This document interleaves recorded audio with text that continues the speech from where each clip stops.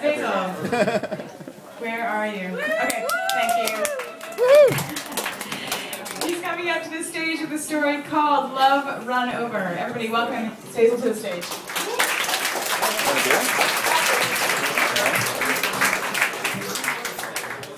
Her name was Jennifer.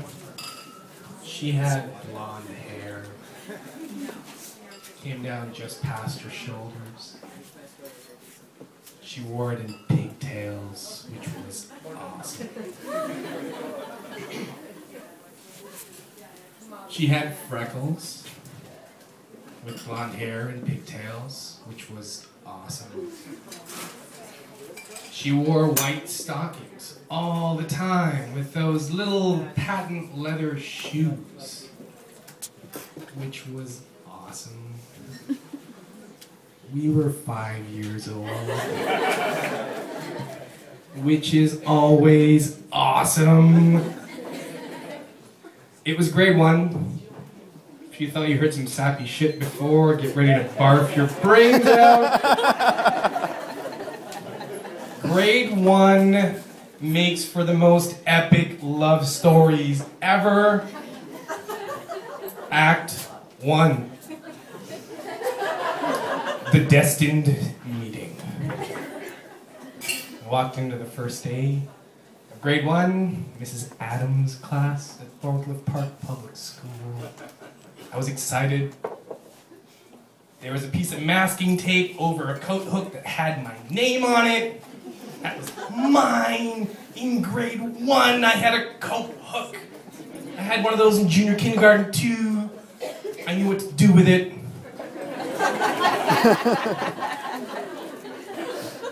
Next to my coat hook was another piece of masking tape. It said, Jennifer. I couldn't quite read yet, but it was a destined meeting. I couldn't reach the coat hook because I was short. She was taller than me. I love tall women. As an adult now. She showed up. She hung my coat for me. I didn't notice. She smiled.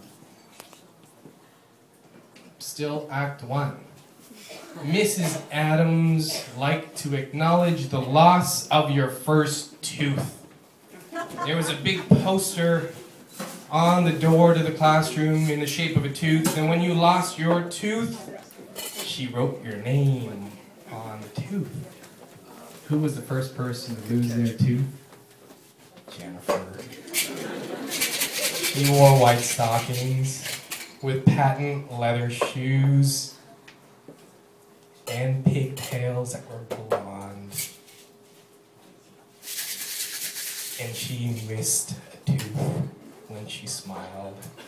And her name was on that door every day for the first 3 months of grade 1. Every day I showed up, what would I see? Jennifer's name. Who would hang up my coat? Jennifer. We were destined to be together. End of Act 1. Act 2. The hero falls. I wasn't nearly as cool as Jennifer because I had all my baby teeth still. I was cool because my parents bought me this kick-ass Texaco one-piece outfit from Goodwill that I wanted to wear at least 3 days a week. And my parents let me wear 3 days a week. That was the beginning of the fall, I think. But I think she thought it was cool. We were 5 and you are cool in a Texaco outfit when you were 5. So how did I fall?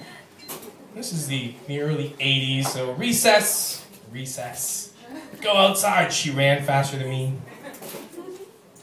That wasn't so bad. We'd meet at this little thing I like to call a Thunderdome. It was like these bars of metal shaped in a half dome with a big hole in the top. Too high for 5-year-olds to be climbing on. And you'd go up to the top and hang upside down. And I would hang upside down in my Texaco outfit next to Jennifer. And she would smile at me without her tooth. We would hang. Recess is 50 15 minutes long. So she ran faster than me, but she could also hang upside down a lot longer than me. And so about 7 minutes into recess, I was a deep maroon color because I don't go red. She was pretty red. I could still see her freckles. She looked over at me and her skirt was hanging over her head and she had her white stockings and her little patent leather shoes. And she smiled with her missing tooth. And I fell off the top of the Thunderdome. Kind of passed out briefly. Teacher on duty freaked out. I think as an adult now, she probably peed her pants seeing that. But I fell and I lost. But she still smiled at me. The hero had fallen, but she was the victor. I loved her even more. Act 3, the gentle repose. The lovers come together.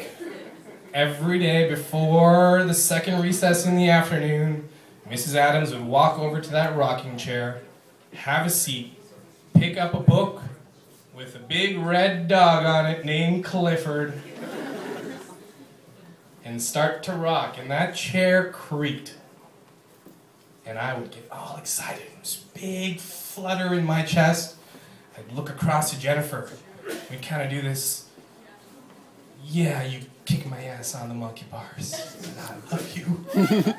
And I would run up and sit down in front of Mrs. Adams and take up all sorts of room so no one else could sit there. We'd all sit down and Jennifer would stroll over. And as she got near me, I would squeeze into the smallest little space I could get. She would sit beside me. And I remember this vividly. For the 10 minutes of Clifford the Red Dog, we would hold hands. Please don't barf. It's one of the best memories of my life. We would hold hands. Act 4, the tragedy. We'd been holding hands, and she'd been smiling at me without her tooth for 3.5 months. It was almost Christmas time. It had snowed. It snowed in December in the 80s. It was awesome. And I had an older sister who would walk me home. She was 7 years older. 13 years old, hated her 6-year-old little brat of her brother who was in love with Jennifer.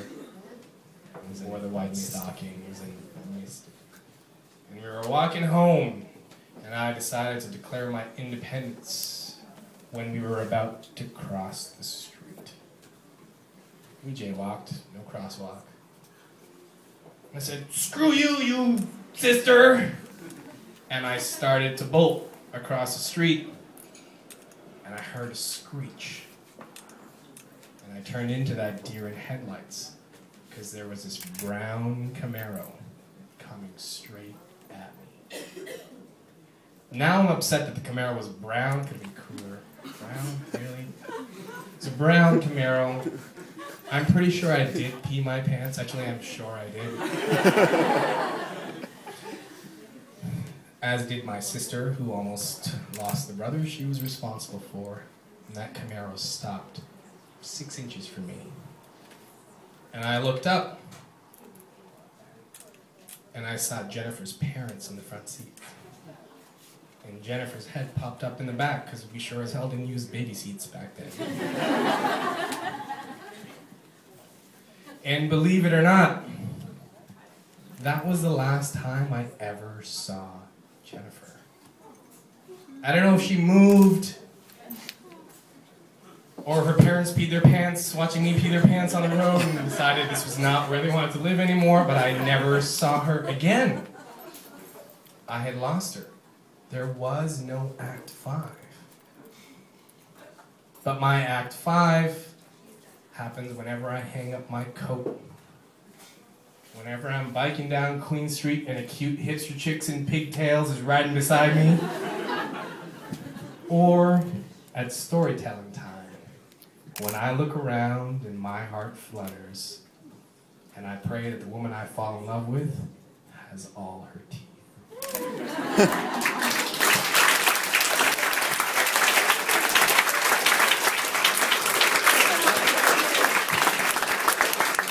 That definitely did top this week on the scale. Okay, thank you.